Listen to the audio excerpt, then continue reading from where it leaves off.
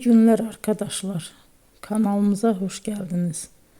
Bugün yine sizler için yepyeni videolarla karşınızdayım. İki başarılı oyuncularımız Elçin Sangu ve Barış Ardus'tan güzel paylaşımlarını sizler için hazırladık.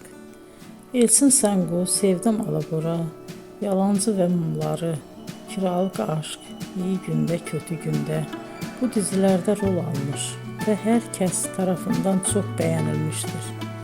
Biz de Elçin Sangu ve Barış Ardus'tan en güzel sempatik fotolarını sizler için hazırladık.